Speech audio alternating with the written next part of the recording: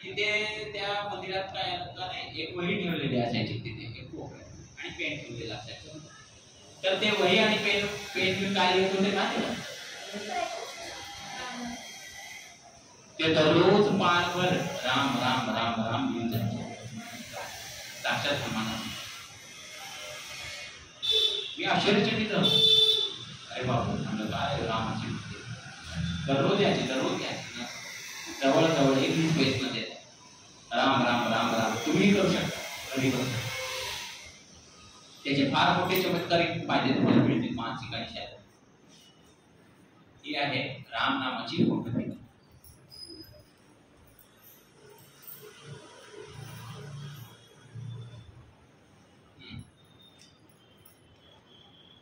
राम हा झाला रामायणाचा हिरो. आपल्या भाषेत, आपल्या ट्रेंडिंग भाषेत काय झाला, राम हा रामायणाचा हिरो.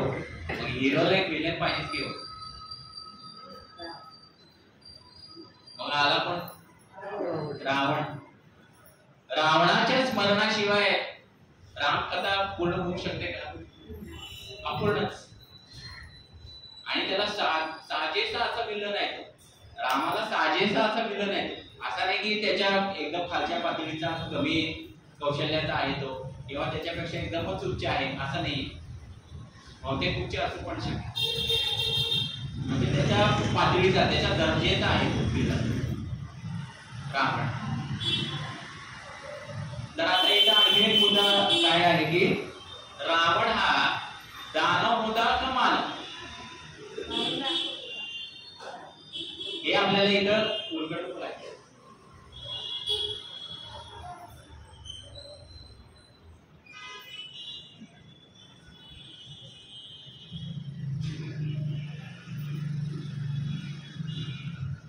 आता जसं मी तुम्हाला विचारलं की रामाचे वडील कोण, आपण पाहिलं ते रघुवंश आणि सूर्यवंश कसं.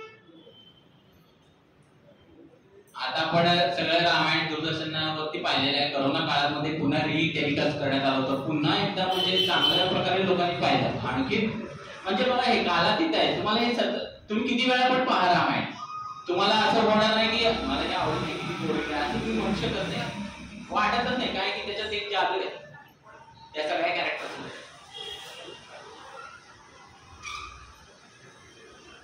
आता त्या मालिकेमध्ये रामाचं वडिलांची ओळख झालेली आहे, परंतु रावणाचे वडील कोण,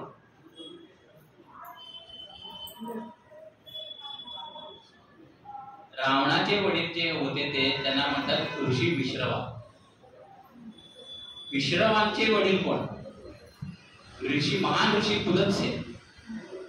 कारण पुलत्स्य म्हणजे कोण माहिती आहे का, साक्षात ब्रह्माचा पुत्र आहे.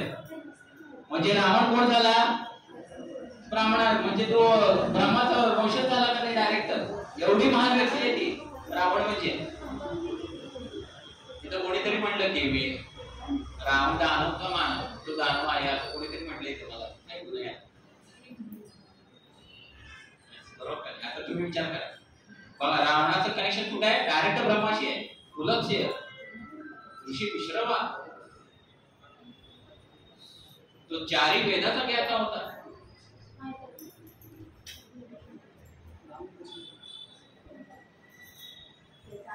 एक प्रसंग तर मी असा पाहिलेला आहे.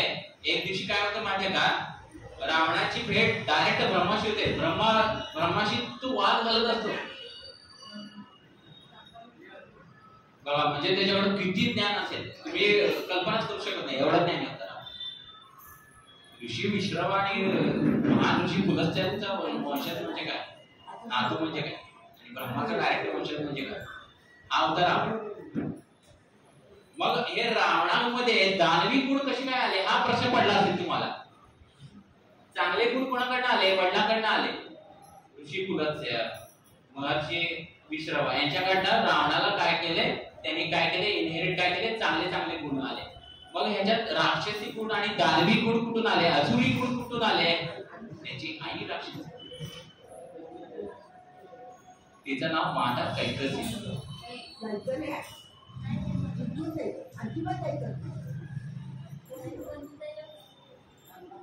रामायणाच्या कथेत कोणताही विघ्न घेऊ नये असं पण एक संकेत आहे, असं बऱ्याच ठिकाणी मी ऐकलेलं आहे. ठीक आहे. तर शांत चित्ताने तुम्ही ऐकून घेतली. बरोबर आहे. तर रावण हा कोणाचा पुत्र होता? ऋषी विश्रवा आणि माता कैकसी, ती राक्षसी होती. त्याला ती राक्षसी सगळं शिकवायची. त्याला तुम्ही जर मागे जाऊन पाहिलं वाचलं तर किंवा एखादं पुस्तक मला रावणावरती मिळालं, रावणाने रावण संहिता लिहिली. रावण म्हणजे काय? तो म्युझिशियन होता. तुम्हाला तो अंग माहितच नाही रावणाचा. त्याने एका वाद्याचा शोध लावलेला आणि ते सितार ते वाद्य आहे. आणि ते वाद्य कशापासून त्याने बनवलं होतं माहितीये का? त्याच्या आतड्यापासून त्याने बनवलं पोटात. एवढा महान होता, कलाकार होता. फक्त मायावी नव्हता तो किंवा ज्ञानी नव्हता, कलाकार पण होता तो. जसे आपले शुभराय महाराज. म्हणून रावणाची आपण बघतो का नाही बघा तुम्ही, काही ठिकाणी त्याला पूजलं पण जातं. आपल्याकडे काय केलं जातं? रावणाचं दहन होतं.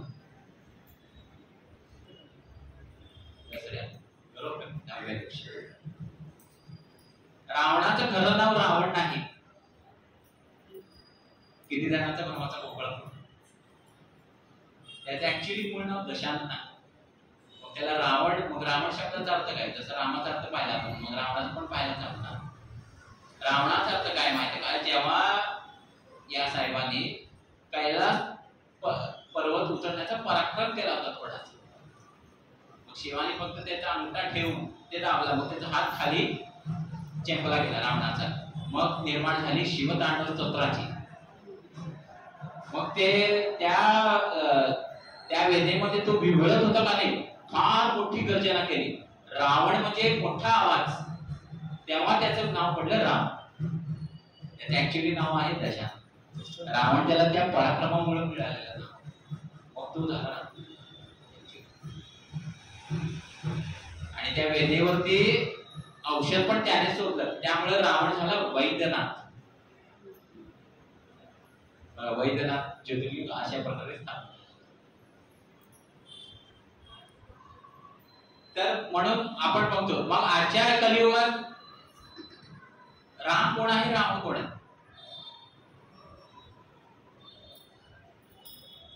राम आणि रावण हे आपल्यातच मान.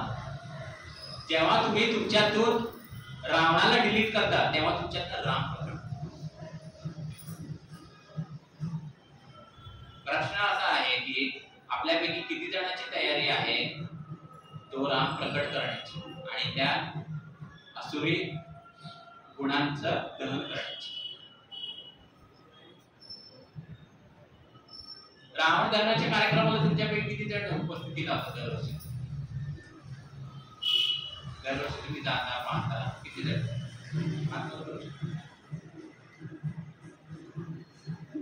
ठीक आहे. तर मी काही वेळा ऑब्झर्व केलं. मी जेव्हा गेलेलो आहे तेव्हा ऑब्झर्व केलं की काही लोक म्हणजे असं का करतात, असे एक्सप्रेशन का देतात? ते असा कोणता तरी माणसाविषयी विचार करतो की जो त्यांच्याशी रावणासारखा वागलेला असतो. त्या विचारांचं दहन होत असतं, त्या प्रवृत्तीचं दहन होत असतं, म्हणजे रावण दहन. रावण आणि रामला फक्त रामायणाच्या दृष्टिकोनातून त्या अँगल मध्ये बघू नका. ही सगळं प्रतीक आहेत. आपल्या संस्कृतीची काय आहेत? सिम्बॉल्स आहेत, प्रतीक आहेत. आणि कालापरत्वे याला खूप मोठा अर्थ प्राप्त झालेला आहे आणि प्राप्त होत राहणार आहे. एवढं शाश्वत असं हे विज्ञान आहे किंवा हे इतिहास आहे.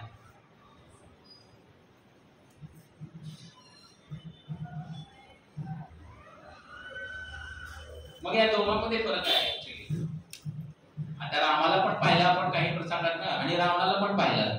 आता दोघांना एकत्र आणले. कोणाला? रामाला आणि रावणाला. मग त्या दोघांमध्ये अंतर काय? तुम्हाला काय वाटतं? राम आणि रावण मध्ये पहिलं अंतर काय असू शकतं?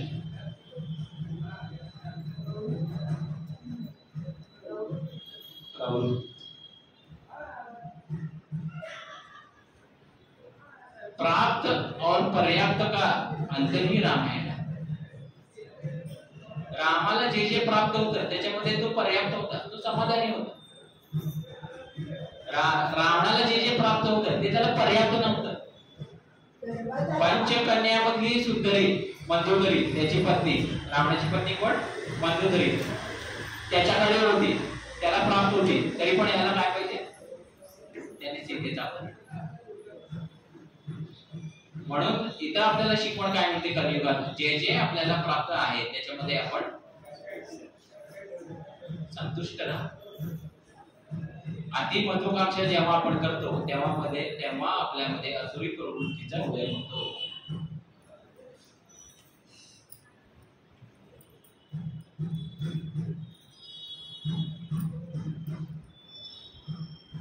राम का मनुष्य के मानस पे राज्य है, लेकिन रावण का मनुष्य पे राज्य है. राज्य नष्ट होते हैं लेकिन राज्य नहीं. राम आपल्या हृदयात निवास करतोय ना, तो नष्ट झालेला आहे का? नाही, त्याने समाधी घेतलेली आहे, परंतु तो आपल्या हृदयात नष्ट झालेला आहे का? राज्य नष्ट होतात, परंतु रूल किंवा राज्य आहे ते नष्ट होत नाही.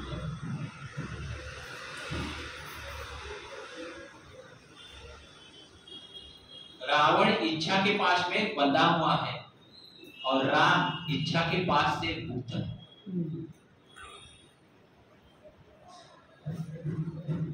आता आणखी एक अँगल बघूया दोन्ही कॅरेक्टरचा. रावण को शिव से ही चाहिए लेकिन राम को शिव ही चाहिए. म्हणजे माध्यम म्हणून वापरतो रावण कोणाला? माध्यम से नहीं, मनुष्य से प्रेम कीजिए. हे आपल्याला रामाची माध्यमाशी नाही, मानवाला प्रेम करा, माणसाला प्रेम करा.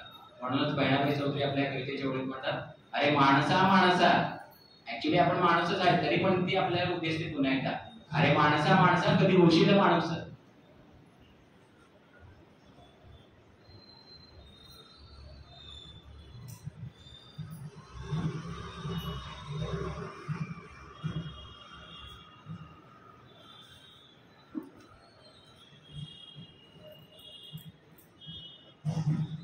एखादा माणूस कधी बनतो माहितीये का?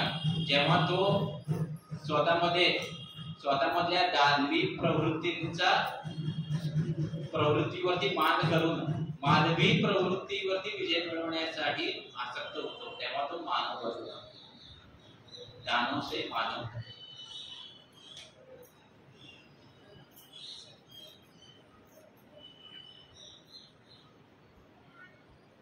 तर आता तुम्हाला म्हणजे कळू चुकलं असेल की रावण हा ऍक्च्युअली दानव आहे का मानव आहे? तो दोन्ही आहे. दोन्ही प्रवृत्तीचं त्याच्यामध्ये एकाने प्रवृत्त दिसून येतात. आणि राम आणि रावणातलं अंतर पण पाहिजे.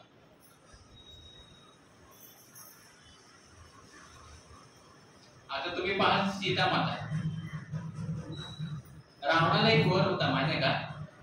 त्याने ब्रह्माकडे तपश्चर्या करून अनेक काळ अखंड अशी तपश्चर्या कठोर अशी तपश्चर्या करून ब्रह्माकडे वर मागितलं होतं की मला म्हणजे फक्त मला मानव मारू शकणार नाही असं तो म्हटला होता. असा मला वरदान दे म्हटला होता. मला बाकीचे म्हणजे त्या अटीमध्ये त्याने हे सांगितलं होतं की मानव घातलं नव्हतं त्याने, की मानवाकडून म्हणजे तो मारला जाऊ शकत होता. कोण? राम. मानवाच्या हस्ते त्याचा वध होऊ शकत होता. इतर जे कोणी आहेत का या पृथ्वी तलावर जेवढे काही जीव आहेत किंवा प्राणी आहेत किंवा देव दानव गंधर्व आहेत त्यांच्यापासून म्हणजे त्याला अभय मिळालं होतं. मग आता सीतेचा जन्म कुठे झाला? सीतेचा जन्म कोणाच्याही उदरात झालेला नाही. कुठे झालेला आहे? तो भूमी मातेच्या उदरात झालेला आहे. आणि ती त्यामुळे काय झाले आहे की कारण रावण हे तुच्छ मानव मुझे क्या मारेगा असं म्हटलं होतं तो ब्रह्मा. झाला नाही बरोबर. कारण ती झाली भूमिका आणि ती ठरली रावणासाठी त्याच्या वधासाठी ती कारणीभूत ठरली. राम तर हा एक निमित्त होता त्याच्या वधासाठी, परंतु ऍक्च्युअली कारण कोण होते? प्रत्येक म्हणतात का नाही की पुरुषाच्या पाठीमागे कोणीतरी एक शक्ती असते, तर सीता ही रामाची शक्ती होती. त्यामुळे रामाला बळ मिळालं आणि कारण पण मिळालं रामाचा वध काढायचा.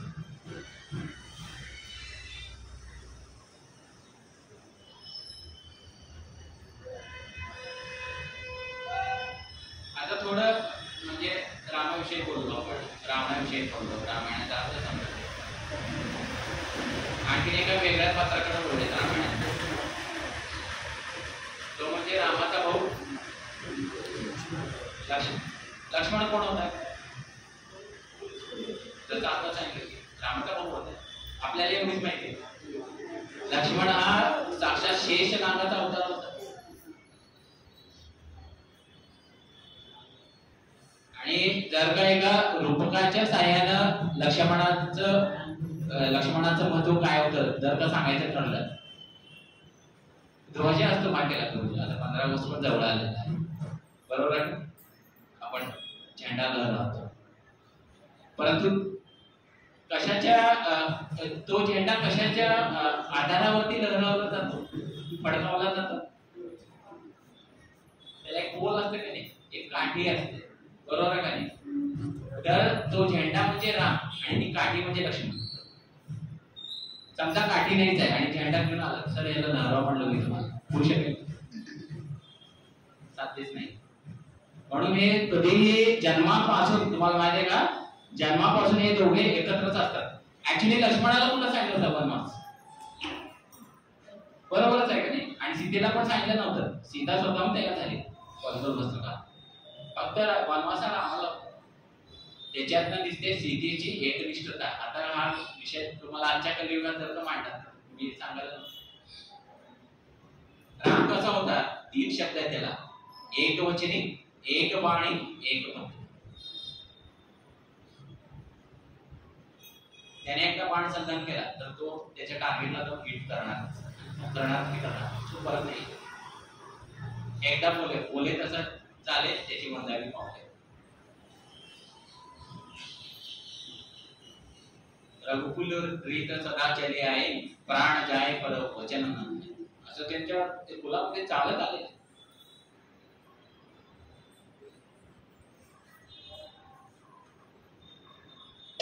रामाने म्हणजे त्याचं राजकारणामध्ये किंवा राजकीय क्षेत्रामध्ये काय योगदान असेल, त्याने रामराज्याची स्थापना केली. रामाने कशा प्रकारची राज्य बनवलं? रामराज्य. आणि त्या रामराज्याचं जे चित्रण आहे का नाही, ते भारतीय संविधानावरती कोरलं गेलेलं आहे. म्हणजे गांधीजींनी ती योजना केली होती की आपलं भारताचं राज्य कसं असावं, जसं रामानं घडवलं. आणखीन एक इथं गोष्ट मला क्लिअर करायची वाटते की राम कोणत्या देशाचा राजा होता, परंतु हे बऱ्याचशा जणांना माहित नाही की अयोध्या हे राज्य नव्हतं, अयोध्या ही राजधानी होती. मग राज्य कोण? त्याची आई कौशल्या आणि ते राज्य होतं कौसला. कौसला हे राज्य होतं, अयोध्या ही राजधानी. म्हणून तो कौशल्या प्रदेशाचा राजा होता, त्याची राजधानी अयोध्या. त्या ठिकाणी राम मंदिर सदैव बांधण्यात आले.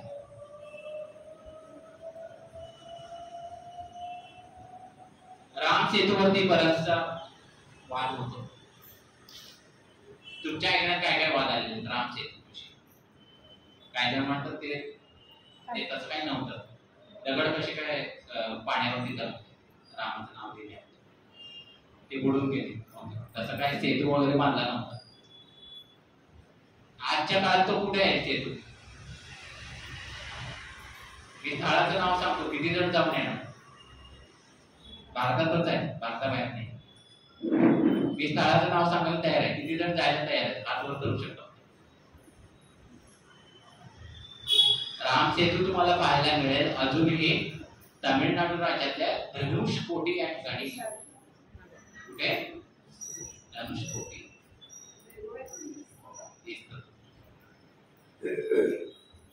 लिटरली नासाने रिसर्च केलेला आहे, एवढा मोठा. आता मी एक वेळा ऐकलं सांगतो तुला राम सेतूचा. तो शब्द बघा तुम्ही कसा आहे, सगळ्यांनी म्हणायचं आहे राम सेतू. आता असं म्हणायचं आहे राम से तू है, काही वादच राहत नाही. आता आता कळालं का आपण कोणामुळे राम सेतू आहे, रामामुळे आपण आहोत. तुम्ही कशाला वाद घालता, तो ब्रेक तिथं झाला का नाही. राम सेतू आहे पहिला, अशी आहे रामाची वृत्ती. आता लक्ष्मणाकडे वळ.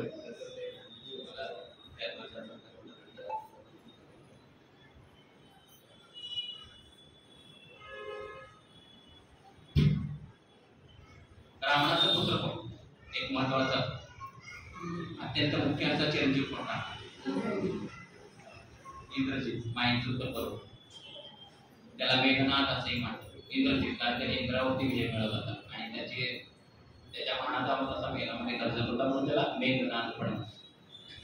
तर या मेघनाथाला ब्रह्माकडनं एक वरदान होतं, अत्यंत विचित्र असं वरदान होतं बरं का. तर ते वरदान काय, श्रोते हो नीट ऐकून. इंद्रजितचा वध फक्त अशा प्रकारचा व्यक्ती करू शकतो जो 14 वर्ष जागा आहे. ऐकताय का तुम्ही? काही जणांच्या भुवया उंचावलेल्या दिसतात. 14 वर्ष जागा राहिलेला आहे तो. 3 दिवस जागा राहून बघा हालत आपली काय तो.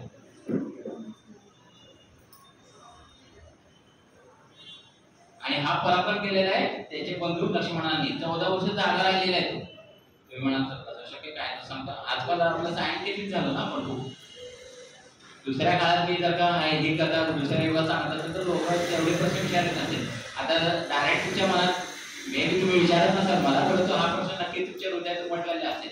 असं कसं होतं सर 3 दिवस जास्तीत जास्त आपण जागे राहू शकतो, आपण जागरण गोंधळ वगैरे करत असतात. हा इथं 14 दिवस नाही, 14 वर्षे जागरण केलेलं आहे लक्ष्मणा. नाहीतर इंद्रजितचा वध झाला नसता.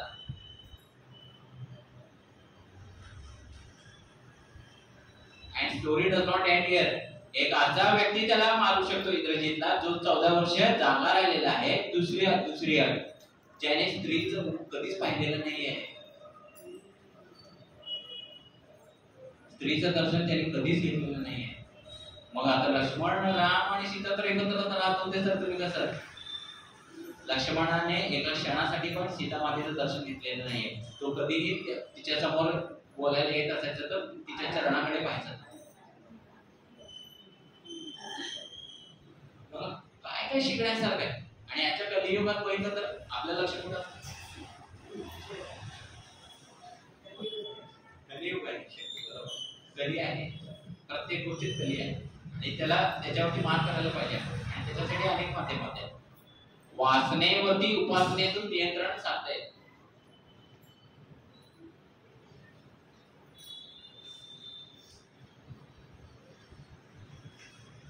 त्याला तशा प्रकारची विद्या दिली होती त्यांच्या गुरुश्रेष्ठांनी. कोण?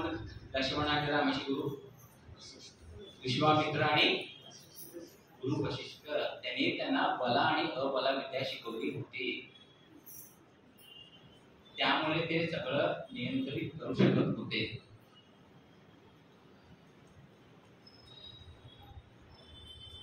आता एक प्रश्न सांगतो, म्हणजे याला थोडस म्हणजे पाठबळ किंवा दुसरं मिळेल. 14 वर्षी माणूस कसं काय जगला असेल, कसं शक्य आहे.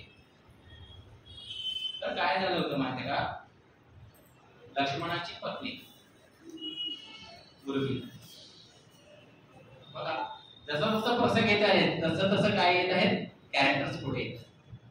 लक्ष्मणाची पत्नी उर्मिला यांच्या डोहासमोर एक दिवस काय होतं, नेत्रा देवी उपस्थित होते. कोणती देवी? नेत्रा देवी, स्लीपिंग गॉड्स. आणि ती उर्मिलाला एक काम बजावते. हा वनाला जाणार आहे 14 वर्षासाठी. त्या ठिकाणी त्याला झोपायची आज्ञा नाही आहे. त्याच्या जागी उर्मिला 14 वर्ष झोपते. रिप्लेस झालेला आहे स्लीप त्या ठिकाणी. त्याच्या जागी दुसरं कोणतरी झोपलेलं आहे. तुम्ही असं म्हणू नका की लक्ष्मण झोपला नाही. हा एक प्रसंग आहे. म्हणजे लक्ष्मणाच्या जागी कोण रिप्लेस झालेला आहे? उर्मिला. आणि तिथं दरबारात तसं पण ज्या ठिकाणी उर्मिला आहे त्या ठिकाणी तिचा पत्नी नाही आहे ना, मग तिला ते काम ठीक आहे. कारण तो इकडे रामासोबत जो त्याचं कर्तव्य राहायला गेलेला आहे तो वनवासात. आणि तुम्हाला जो प्रसंग माहित असेल की आणि जेव्हा इंद्रजित आणि लक्ष्मणाचं युद्ध होत असतं तेव्हा लक्ष्मणाला इंद्रजितचा शक्ती बाण लागतो, माहित असेल तुम्हाला, हे आहे सिरियल मध्ये मला माहित आहे. आणि त्यानंतर मग ते आपले हनुमान पुढून जातात आणि संजीवनी पुढे आणायला. तेही पर्वत आहे माहित आहे का, जाऊन येणार का मी तर सांगतो तुम्हाला. द्रोणगिरी पर्वतावर आहे ती संजीवनी पुटी, अजूनही मिळते उत्तराखंड या भागात. तर हनुमान गेला, मग जाताना अयोध्येला मध्ये बरोबर नाही, अयोध्येवरच उत्तराखंडला जाणार. मग तिथे अयोध्याच्या राजवाड्याच्या बाहेर हे दोघे उभे असतात, कोण, उर्मिला आणि भरत. भरताला काय वाटतं की एवढ्या मोठ्या उंच आकाशात कोणतरी राक्षसच आपल्या अयोध्येवरती आक्रमण चालू करून येणार आहे. तो आपलं शस्त्र वगैरे घेऊन तयार होतो, लगेच बाण संधान करतो धनुष्यावरती. मग काय म्हणतो, आणि मग ते हनुमान झटकन बाण देते ना, त्याला खाली उतरून येते. अरे बाबा मी हनुमान आहे म्हणतो, तुझं बाण खाली कर म्हणतो. हा आणि मग तो सगळे कथा सांगतो हनुमान उर्मिलाला आणि भरताला की काय चाललेलं आहे तिथे. आणि मुख्य म्हणजे हा एपिसोड सांगतो की लक्ष्मण मूर्छित झालेला. काय सांगतो, लक्ष्मण स्वतःचं गोष्ट त्याने हरपलेला आहे आणि तो रामाच्या मांडीवरती निद्रिस्त आहे. आता बघा, आता मी काय ऍक्च्युली मी अगोदर काय सांगितलं होतं, किती जणांचं लक्ष आहे बघा. उर्मिला 14 वर्ष, मग इथं जागी कशी, कारण लक्ष्मण झोपलाय ना, कनेक्ट होते का व्यवस्थित, लक्ष्मण झोपलाय का नाही, मग ती उर्मिला जागीच असणार ना. बघा मी गणित कसं आहे, बघा हे वर्णन कसं आहे. आता तिथली तुम्हाला राम भक्ती सांगतो कशी असते. सगळ्यात मोठा भक्त काय म्हणतात की हनुमान हा रामाचा सगळ्यात मोठा निष्ठावंत भक्त आहे. तुम्ही आता ठरवा हनुमान का कोण आहे सगळ्यात मोठा निष्ठावंत. मग हनुमान ती हकीकत सांगतो युद्धभूमीवरची की असं असं इंद्रजित सोबत युद्ध करताना लक्ष्मण मूर्छित झालेला आहे. याच्या आपल्या यजमानाविषयी ही वार्ता ऐकून उर्मिलाच्या चेहऱ्यावरती आसू येण्यापेक्षा हसू येतात. का ती हसते लिटरली. हनुमान असं सांगल्यावर काय करते उर्मिला, हसू लागते, रडू नाही लागत, दुःखी नाही होत, आनंदी होते, हसू लागते.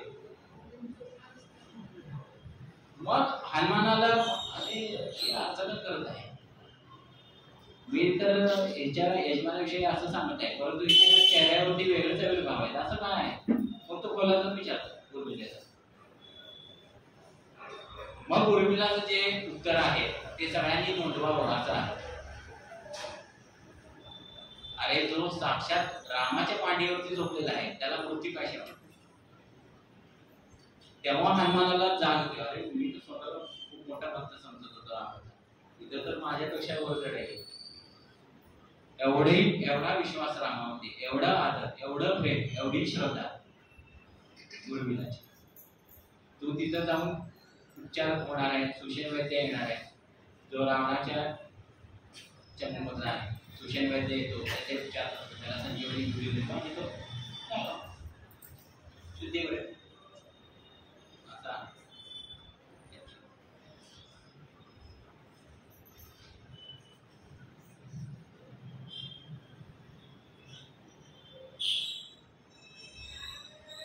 जटायू सारख्या पक्षाला रामानं आदरांजली वाहिली, प्राण्याला. तो गिधाडासारखा एक त्या काळातला पक्षी, त्या काळातले पक्षी पण कसे होते बघा तुम्ही, थोडस प्राणीशास्त्र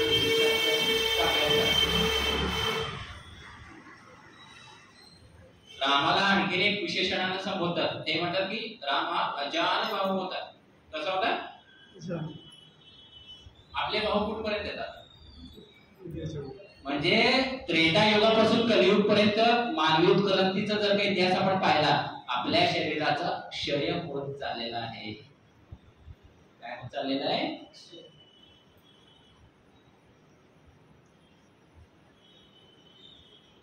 हे आपल्याला त्यातून शिकायला. तुम्ही जे आहात, तुम्ही ज्या प्रोफेशन मध्ये आहात त्या अँगलने तुम्ही रामायणाला जर का पाहिलं आणि अभ्यासलं आणि वाचलं तर तुम्हाला नक्कीच काहीतरी वेगळं उपयोग तुम्हाला तुमच्या प्रोफेशन मध्ये मिळेल. आता मी विद्यार्थ्यांना सॉफ्ट स्किलचं ट्रेनिंग देतो, मी त्याच्यामध्ये थोडंफार हे पण सांगत असतो की रामायणाची टीम बिल्डिंग स्किल कशी होती हे मी त्यांना सांगतो.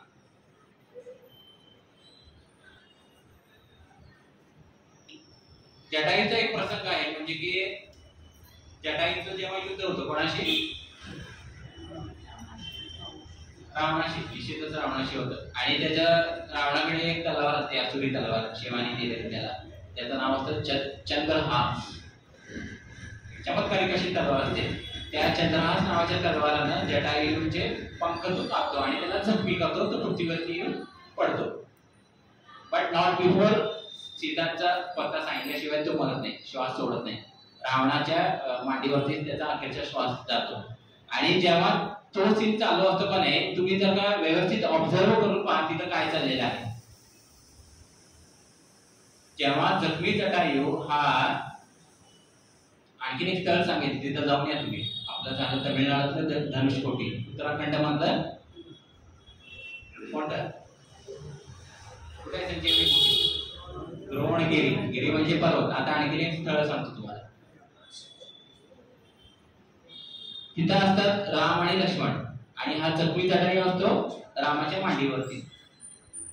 तर त्या प्रसंगामध्ये फक्त लक्ष्मण दुःख व्यक्त करत असतो आणि लक्ष्मणाच्या डोळ्यातून अश्रुधारा देखील वाहत असतात. परंतु दुसऱ्या बाजूला राम हा दुःखी असतो, परंतु तो रडत नसतो. असं का? रामालाही दुःख झालेलं असतं, कारण त्याचा शेवटचा काळ आलेला असतो. जटायूची कथा जर का ऍक्च्युअली सांगायचं तर जटायूच्या भावाला दशरथाने मदत केलेली असते, म्हणून जटायूने रामाला मदत केलेला आहे. ती उपकाराची परतफेड आहे. दशरथाने संपाती, त्याचा भाऊ जटायूचा भाऊ संपाती, त्याला मदत केलेला आहे. आणि संपातीनं दशरथाला प्रॉमिस केलेलं होतं की तुझ्या जीवनात जेव्हा एखादा क्रिटिकल प्रसंग येईल तेव्हा माझ्या वंशातला एक ना एक माणूस तुला मदत करेल, आणि तो असतो जटायू. आणि त्या जटायूचं मंदिर केरळमध्ये आहे, तुम्ही जाऊन पहा.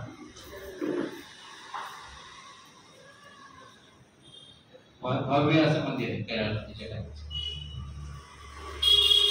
त्या ठिकाणी ती घटना घडली आहे असं माझा अंदाज. आता प्रश्न मी काय तुम्हाला विचारला, राम दुःखी होता परंतु त्याच्यात अश्रुधारा, डोळ्यात अश्रुधारा का वाहत नव्हते, लक्ष्मणाच्या तर वाहत होते. असं का? रामाच्या डोळ्यात अश्रुधारा वाहू शकत नव्हत्या, असं काही नाही. राम दुःखी झाला परंतु अश्रू का नाही ढासळले होते, कारण काय त्याचं?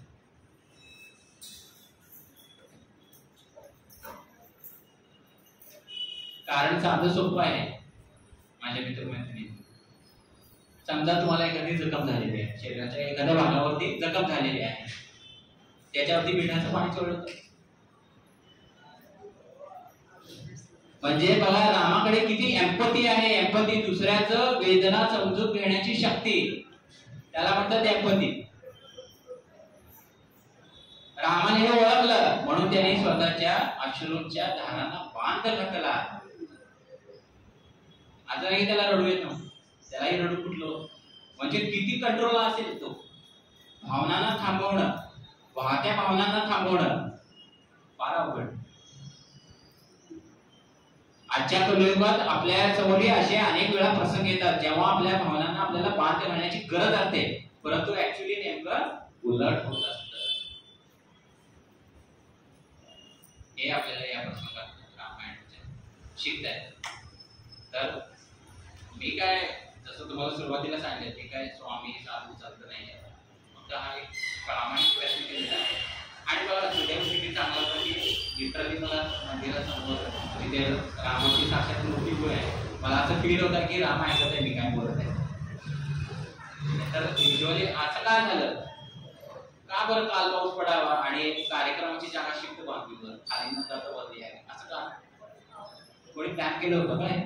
काय झालं तुम्ही विचार करा. हा संकेत आहे. हा काय आहे? संकेत आहे. हे युनिव्हर्स आहे, हे बोलत असते, फक्त आपण आपले कान उघडे पाहिजे. हे विश्व बोलत असते, तुमचे कान उघडे आहेत सकाळ, मग तुम्हालाही ऐकू येणार.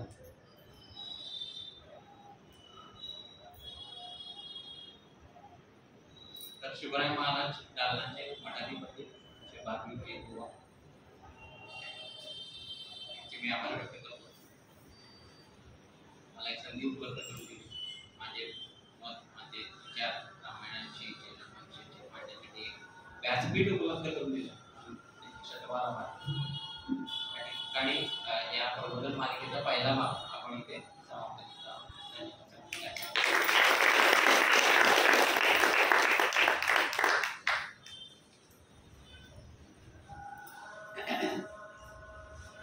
खूपच छान माहिती दिली. इतकं आपल्याला रामायणाबद्दल खरंच माहिती दिली.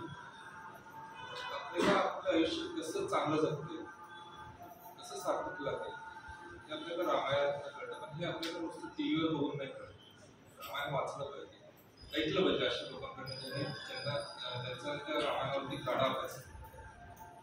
इतर देशांनी जगाला जगज्जेते दिले, पण आपल्या देशांनी आदर्श मानव दिले.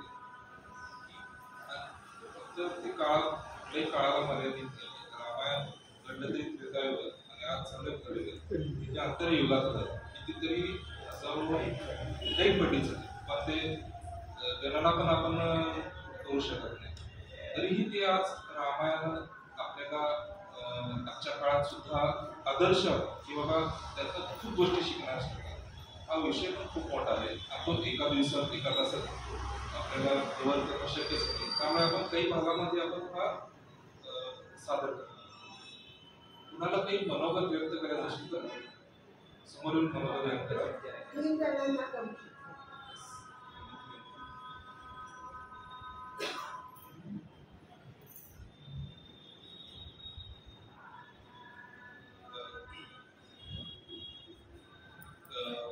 श्री राहुल पद माझे मित्रच आहेत. आतापर्यंत जेवढे कार्यक्रम माझ्या संचालन केलं त्यासोबत कार्यक्रमाची थोडी नोट्स पण मी काढायचं माझ्याकडे होतं. मी रामायणाचं इतकं सुंदर प्रबोधन केलं की मी त्या ऐकण्यात इतकं गुंतून गेलो की नोट्स काढत राहून गेलो. खरं सांगतो, आता ते व्हिडिओ रेकॉर्ड केलेलं खरंच सांगतो. आतापर्यंत सगळे कार्यक्रम खूप छान झालेले. हे जे आहे त्यांनी नोट्स केलेले खूप छान बरं.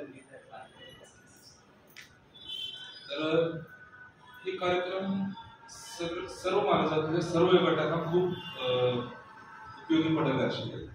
आपण खरं मागच्या पेक्षा थोडी संख्या जास्त आहे आज.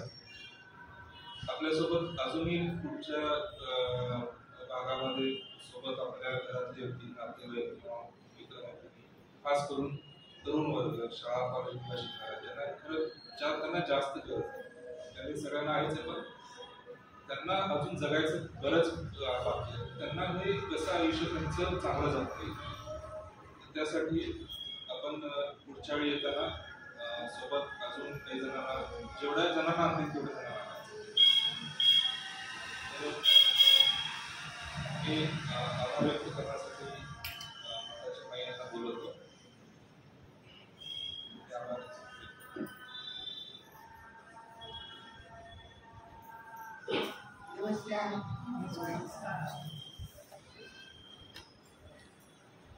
आमच्या मठातले आपल्याकडे म्हणूया सगळे फुटपाथ.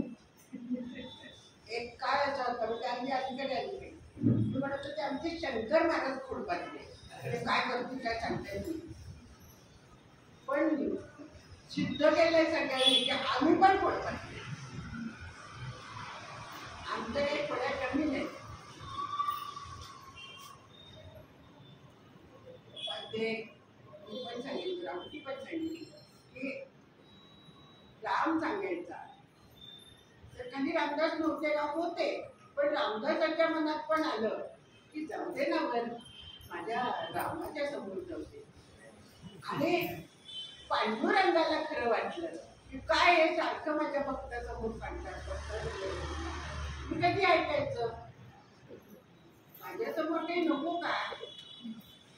आणि मग सगळ्या गुंड्या फिरतात.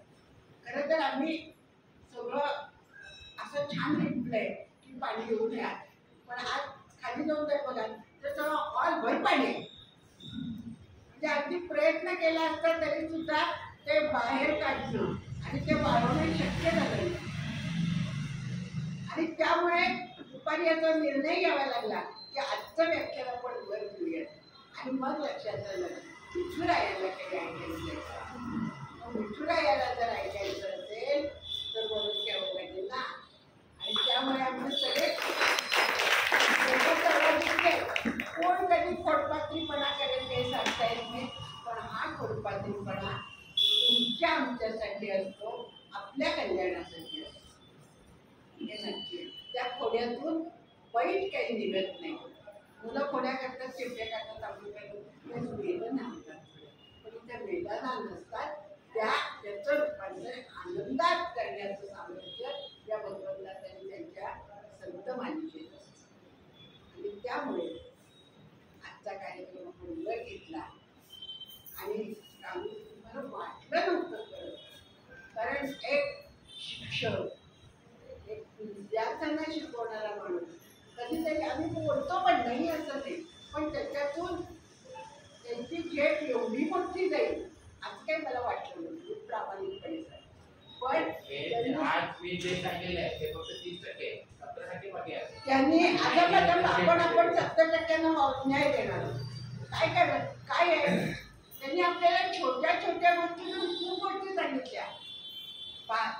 त्यांचं व्याख्यान सरळ साधं सोपं झालं. म्हणजे काही जण असं पण म्हणू शकत काही विचित्र सांगितलं भारत बाळगून असं पण म्हणण्याची शक्यता नाकारत नाही. पण त्याच्यातून छोट्या ज्या टिप्स मिळाल्या असतात त्या खूप छान मिळाल्या. की मीठ जर जखमेवर गेलं तर आग होती, वेदना होतात, आणि म्हणून रामाने अश्रू ढाळले, कारण अश्रू खाणं त्यामुळे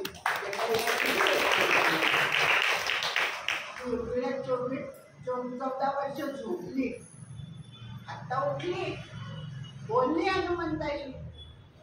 आपण आपलं वाचन तोडकं पडतं, आपण वाचत नाही, आपल्याला माहिती नसतं, पण त्याच्यातून अशा छोट्या छोट्या व्याख्यांमधून आपल्याला खूप काही ऐकायला मिळतं. त्याचा बोध घ्यायचा ठरवला तर आपण बोध घेऊ शकतो, नक्की घेऊ शकतो. आणि म्हणूनच ही व्याख्यानमाला आपण सुरू केलेली. फक्त आपल्याला जागा बदलायच्या तेवढं नक्की लक्षात ठेवा. आपल्या जागा तरुणांनी घेतल्या पाहिजेत. आज तुमच्या तरुण दिसले, मागच्या तुला एकच होतं, एकच तरुण आहे. त्यामुळे आपल्या सगळ्यांनी किती जणांनी 30 दिवस 30 जणांना सांगितलं सांगा म्हणून मागचं व्याख्यान खरं असेल तर बघा, आम्ही नाही सांगितलं असं सांगायला सुद्धा हरकत नाही. पण मी तुम्हाला नक्की सांगते, जर सेलला लागलेल्या साड्या असतील तर त्या आपण सगळ्यांना सेल लागल्या पळत सुटतात, पळत सुटतात, पळत सुटतात आणि सेलमध्ये जाऊन साड्या घ्यायच्या. तर मग आता इथं बरोबर सेल लागले, वर बुधवारी द्या. मग हा सेल आपल्या तोंडून जर रोज एकटी तर म्हणत नाही, मी रोज 10 जणांना सांगते, मी म्हणजे एकाच जणांना सांगते की अहो तर शिवराय मठात गेलो ना, इतकं सुंदर छान व्याख्यान झालं. त्याच्यातल्या 2 गोष्टी मला फार आवडल्या. 2च गोष्टी लक्षात ठेवा, रोज त्या 2 गोष्टी करणार. त्याच्यामुळे तुमचा अभ्यास होईल. मला एकाने असं सांगितलं होतं की दादाजी तुमच्याकडे रोज येतात, तुम्ही कुठे बसता? दादाजी कसे येतात? फोटो नाही म्हणजे तुमच्याकडे रोज येतात, महिनाभर असतात. तत्वज्ञान येतं ना म्हणाले, हो ते वाचतात, एकदा वाचतात आणि ते जर तुम्ही तत्वज्ञान वाचलं तर दादाजी खूप तसं आपण छोट्या छोट्या गोष्टी रोज कुणाला चांगल्या वाईट सांगितलं तर ऐकतात. तो माणूस वाईट आहे म्हटलं की आपण लगेच काट मारतो. चांगलं सांगितल्यावर पण ऐकतील ना, माणसाची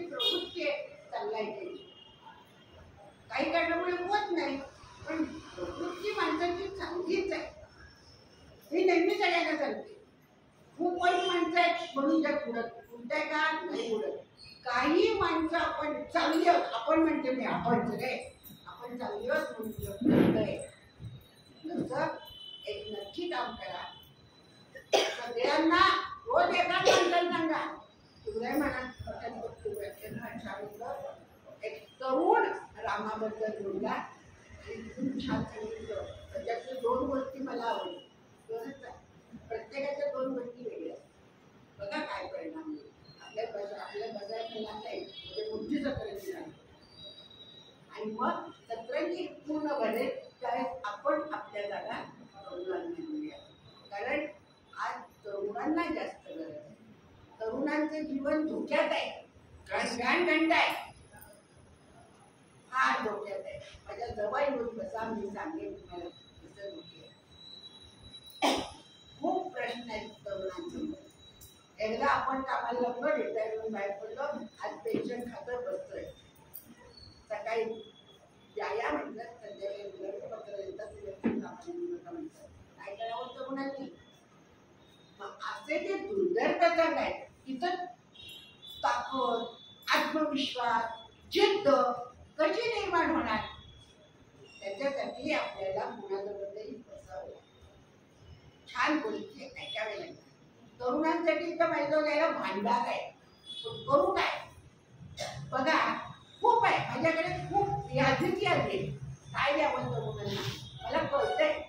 पण तुमच्या मार्फत सांगते मी, तुम्ही सांगा.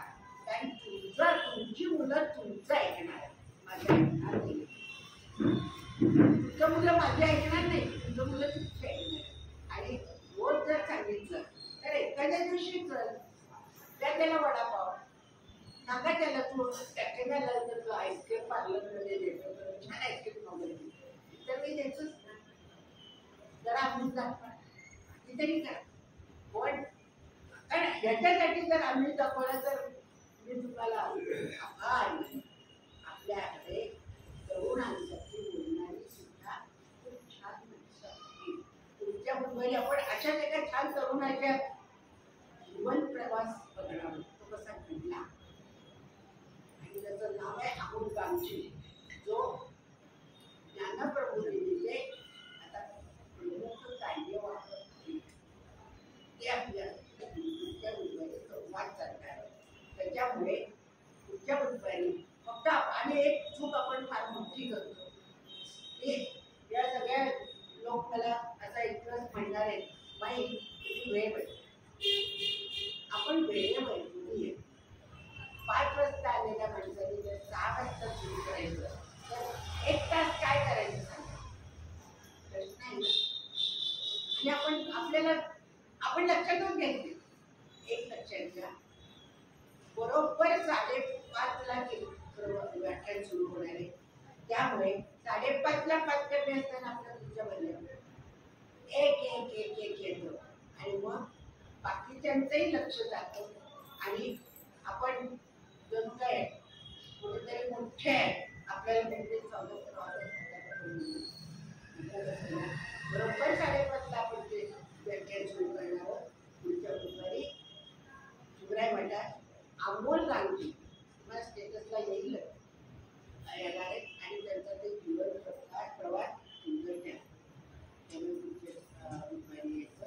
आणि राहुल कौतुकाची थाप मारणार. कारण आभार मानणं शक्य नाही, ऋणात राहणं अवघड आहे. तो माझ्या मुलासारखा आहे. मुलाचे ऋण असतात का? त्यामुळे त्याचं खूप कौतुक. त्यांनी या विषयावर केलेला अभ्यास आहे आणि तो सांगतोय मी 70% माझ्या जवळ आहे. आणि मी नक्की सांगते ते 70% हळूहळू आपण उलगडण्यावर आपण ऐकणार, नक्की ऐकणार. त्यामुळे तुम्हा सर्वांचे मात्र निश्चित असं सांगते की आपण थोडं बदली आहे.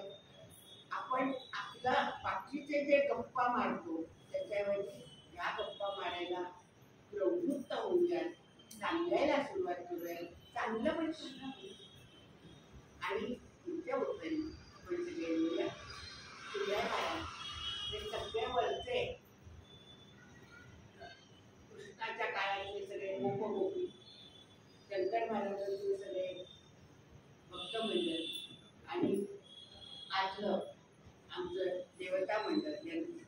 त्यांना निश्चित चांगली आणि मला सद्बुद्धी दिली आहे. त्यांचं मात्र खूप उपकार आहे की या उपकाराच्या कसं फेडायचं माहीत नाही आणि मला बुद्धी दिली म्हणून आपण एकत्र बसू. त्यामुळे त्याबद्दल त्याला आणि सगळ्या त्यांच्या या सगळ्या लोकांना नमस्कार करूया. आणि आजचं व्याख्यान संपलं असं जायचं. आपल्याला आरती करायची आहे आणि शुभराय महाराज, पांडुरंग आणि शंकर महाराजांचा फोटो आपण त्यांना भेट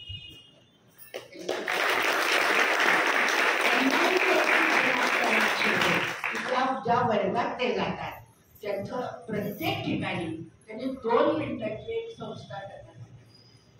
कुठली असेल, स्वातंत्र्य सैनिकांची असेल, साध्या माणसांची असेल, भगवंताची असेल, संतांची असेल, चांगल्या माणसांची असेल, शास्त्रज्ञांची असेल, पण 2 मिनिटांची एक संस्था कथा सांगावी आणि एखाद्या विषयी परीक्षा एवढं त्यांनाही सांगते. आणि माझं मनोबत माझ्या आभाराचं आभार नाही मानू, कारण आभारच नाही माझ्या डोक्यावर काय आभार छोटा थांबूया. आता आरती करायची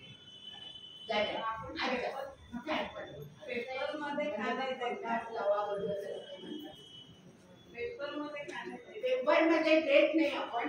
त्याचं कारण असं आहे की आपण युट्यूबवर टाकतो, सगळं युट्यूबवर असतं. आपल्या पूर्ण भाषण पेपरमध्ये एवढंच आहे. आणि दुसरी गोष्ट आहे मराठीला आमच्या पेपरला आहे बातमी असते, पण नंतरचा आपल्याला युट्यूब आहे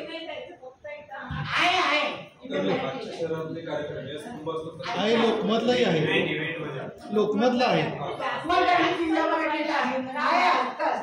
आणि एक लक्षात ठेवा ना, जर बरीच चढपट शुभ्र महाराज कोणीतरी आपल्याला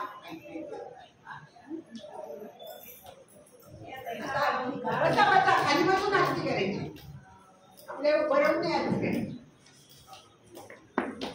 आरती शुभराया, आरती शुभराया, आरती पांडुरंग, सोलापुरी राया, आरती शुभराया.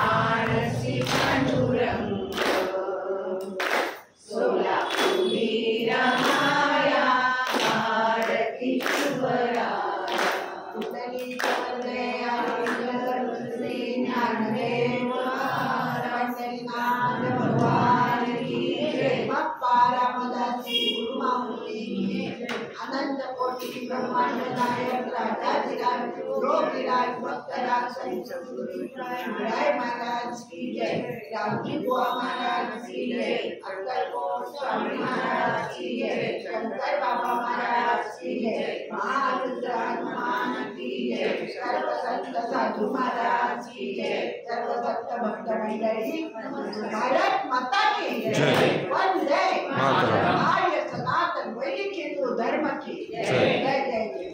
विश्वशांतीसाठी आणि समत्व बंधुत्वासाठी संगीत होण्यासाठी संगीत होण्यासाठी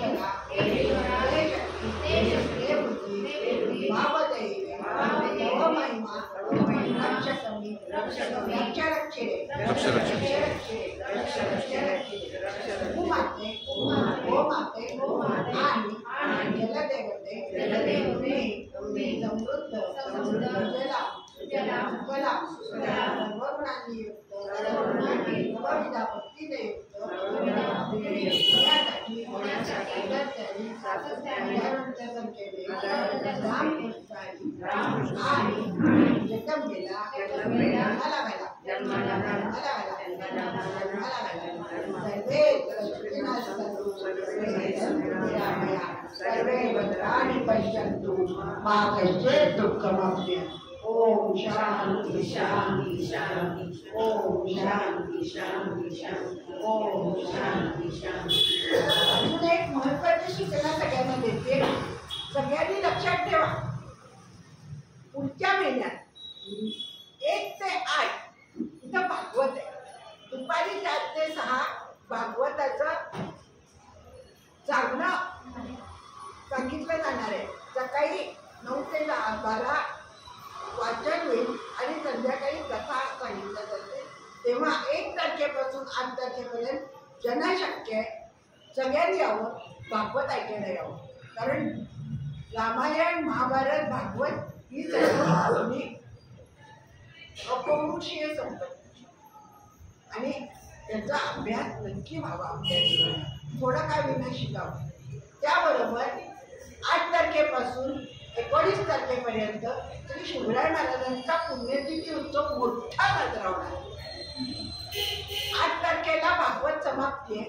9 तारखेपासून रोज संध्याकाळी 6 वाजता बरोबर 6चं 6:30 करू नका, 5:30 डोक्यात ठेवा आता. आणि 6:30 ते 7:30 8 वाजेपर्यंत तर रोज वेगवेगळे कार्यक्रम, चिंतन आहे, हे आहे, व्याख्यान आहे, त्याच्यात गायन आहे, सगळं काही आहे. आणि रोज कार्यक्रमाला निश्चित या. ज्यांना असं वाटतं की मी पांडुरंगाला अभिषेक करावा त्यांनी बरोबर 9:30 पावणे 10 वाजता मठात या. आपण अभिषेक करू शकतो, देवाला अभिषेक करू शकतो देवाला. त्यानंतर 16 तारखेला शिवराय महाराजांची पुण्यतिथी आहे. त्या दिवशी सकाळी अभिषेक होईल, रुद्राभिषेक खाली होईल आणि त्यानंतर लक्ष्मण महाराज चव्हाण यांचं कीर्तन होईल 10 वाजता सुरू होईल. ते कीर्तन ऐकायचं, महाप्रसाद घ्यायचा आणि घरी यायचं. त्या दिवशी दुसरं काही नाही, महाप्रसाद आणि कीर्तन. ज्यांनी बडक्या मठात कीर्तन केलं ते या दडक्या मठात आज सगळ्यात कीर्तन करते. 9 तारखेपासून सगळे कार्यक्रम मठात आहेत. 16 तारखेपर्यंत 17, 18, 19 हुतात्मा स्मृती मंदिरमध्ये 3 दिवसाचा खूप छान कार्यक्रम होणार. एक दिवस आपल्याला आपल्या या वर्षाचं वैशिष्ट्य आहे 7 संतांचं वेगळे काय. ज्ञानेश्वर माऊलींचा जन्मदिवस 750 वर्ष झाले त्यांचा. त्याच्यानंतर तुकाराम महाराजांचा पण असंच काही आहे. नामदेव महाराजांनी जनाबाई 675 वर्ष झाली. सोपान काका एक आहे, मीराबाई एक आहे आणि शिवराय महाराजांचं 205वं पुण्यस्मरण. आता सगळे संत आपल्याला भेटतात.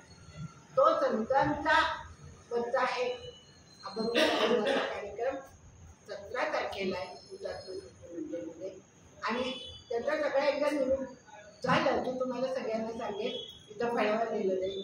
18 तारखेला युवकांसाठी कार्यक्रम आहे आणि तो युवकांचा कार्यक्रम असा इतका छान आहे. हे संत पायामध्ये संत आहे, पण संतांच्या बरोबर आजच्या तरुणाला दिशा देणारे आपल्या सोलापुरातील काही उद्योजक, काही उत्तम माणसं आपल्याला त्यांची मुलाखत घेतली जातात तरुणाचं. आणि 19 तारखेला दहीहंडीचा कार्यक्रम. तो दहीहंडी अशी आहे की वैचारिक दहीहंडी, आपण तिथं काला फोडणार नाही, दहीहंडी फोडणार नाही. आपण इथं मठात बोलवत नाही, कारण तिथं अलाउड पण नाही आणि तिथं कुठं लाया गोळा करतो. पण वैचारिक दहीहंडी नक्की असेल आणि वैचारिक दहीहंडीसाठी शाळेतल्या मुलांना आपण पाचारण करणार तो दहीहंडीचा कार्यक्रम बघूया. येताना काट्याचा प्रसाद घेऊया आणि शिवराय महाराजांच्या उत्सवाची स्थापना करूया. त्यामुळे असे सगळे 1 सप्टेंबर ते 19 सप्टेंबर रोज पावलं शिवराय मठाकडे 6 वाजता 6 वाजेपर्यंत काम करायचं. मी पण सकाळी काम करणार आहे. सकाळी बाहेर जाणारे 4 वाजता भागवताला घेऊन बसते आणि जे मी भागवत त्याच्या वेळी करत असते ते पहाटे करणार. त्याला मला सुटका नाही. मला पण काहीतरी मला पण अभ्यास करावा लागतो. त्यांच्यासारखा मी वेगळा अभ्यास करत नाही. मलाही काय अभ्यास करावा लागतो त्याच्या होत नाही. त्यामुळे तो अभ्यास मी पहाटे करणार आणि सकाळी बाहेरची कामं करून संध्याकाळी 4 वाजता मी म्हणणार. त्यामुळे आपण सगळे मिळून 1 ते 8 दुपारी 4 वाजता आणि 9 तारखेपासून संध्याकाळी 6 वाजता आणि 17, 18, 19 म्हणजे सगळे लक्षात ठेवा. माझ्याकडे येऊन विचारा. तुमच्याकडच्या सगळ्या तरुणांना सांगा खूप परवडी मोठी आहे. ती परवडीचा लाभ घेऊया. तुम्ही पण या. तुम्हाला काही नाही म्हणत नाही, कारण मोठी माणसं लागतात. मोठी माणसं आशीर्वाद द्यायला लागतात. मोठी माणसं छान लक्षात ठेवतात. ते वेळेत सगळं सांगतात. तरुणांनाही सांगायचं आहे आणि छोट्या मुलांनी आता सगळ्या. आणि यंदाचं सगळं आयोजन हे मी केलं नाही. मी कधीच करत नाही, पण यंदाचं अजिबात करत नाही. मी भजन करत होते. त्या भजनाचं त्या भजनाचं पण एक असं उभारलं की सगळं शेवटी म्हणजे आपल्या हातात काही नाही. भगवंताचं नियोजन करतो तेच घडतं, दुसरं काही नाही. येते माझे काही नाही. त्यामुळे आपण छान पर्वणी आहे आणि हा सगळा आनंद भोगूया. हा आनंद स्वर्गात नाही, नरकात नाही, फक्त शिवराय मठात आहे. कारण संतांचं सदन हे भगवंताचं निवासस्थान असतं आणि तिचं जे मिळतं ते कुठेही मिळत नाही. त्यामुळे त्याचाही लाभ सगळ्यांना घेऊयात. अनेकांच्या तोंडी सगळ्यांना सांगायला सुरुवात करा शिवराय मठात जायचंय, शिवराय मठात जायचंय, शिवराय मठात जायचंय. 9 ते 16 शिवराय मठ, 1 ते 8 शिवराय मठ वेळ 4 वाजता, नंतरची 6 वाजता आणि नंतरचे 3 दिवस कुठं जायचं हुतात्मास्मृती. म्हणजे ते सगळे लक्षात ठेवा. पुन्हा मी पत्रिका देईन तुम्हाला. पत्रिका देईन काहीतरी करीन त्यांनी लिहून ठेवेल तिथं आणि ह्या सगळ्याचा लाभ घ्या. आणि त्याच्यात शिवराय महाराजांच्या अभंगाच्या पुस्तकांचं शब्द ते पण प्रकाशन करण्याचा आपण प्रयत्न करतोय. आणि त्याचं मुखपृष्ठ हे आहे त्याचा आपण अनावरण एकादशीच्या दिवशी केलं. दर एकादशीला छोट्या मठातून मिळवत असतो. दर एकादशीला 6 वाजता ज्यांना वेळ होतो त्यांनी रथयात्रेला मिरवणुकीला यायला हरकत नाही. कारण त्या निमित्ताने देवाचं नाव घेतलं जातं. जितकं देवाचं नाव घेऊ आपण तितकं त्याच्याजवळ जाणं सोपं आहे. आपल्या ब्रह्मचैतन्य महाराजांनी सांगितलंय नाम घ्या, नाम घ्या, नाम घ्या, नामातून देव भेटतो असं त्यांनी सांगितलं. म्हणून मी असं सगळ्यांना सांगते, मी कोऱ्या कागदावर सही करून देईन, तुम्ही जप करा, नाम घ्या, तुम्हाला देव भेटेल. त्या महापुरुषाच्या सांगण्यामुळे मी सांगते. आणि शेवटचं एक त्यांचं उदाहरण घेऊन सांगते. एक दिवस जायच्या त्या 8 दिवस त्यांना एकाने विचारलं, मला तुम्ही उदास काय इतकं सगळं छान असतं इतक्याचं. होय काय म्हणलंय, मला फार काळजी नाही. काय आता म्हणजे जायचे दिवस आले पण सगळे मला मिळाले. ते इंगलगिऱ्याचे व्यापारी मिळाले, हिरा आणि हे हिरा मागणार कोणी मिळालं नाही, मोठी मागणार कोणी मिळालं नाही. मी त्यांना देव दाखवला असता पण कोणी माझ्याकडे देव मागायला आलं नाही. आमचे काटकर साहेब सुद्धा असंच सांगेल, कोणी मला देव मागत नाही ग, मी देव दाखवतो पण देव मागत नाही कोणी. पण असं नको करूयात, आपण नको करूयात. त्यामुळे सगळ्यांनी नामस्मरण करायचं आहे. 2 माळा विशेष करायच्या, एक स्वतःसाठी आणि एक राष्ट्रासाठी. हे सगळ्यांना सांगा. किंवा त्यांनी सांगितलं 2 माळा जास्त सगळ्या, एक स्वतःसाठी करा, एक राष्ट्र. त्यामुळे आपण नामजपाने भगवंताला भेटण्याचा प्रयत्न करूया आणि त्यांना सांगूया आम्हाला कृष्णनिधीतून रामराज्य हवंय आणि ते रामराज्य आम्हाला मिळेल असं काहीतरी करा.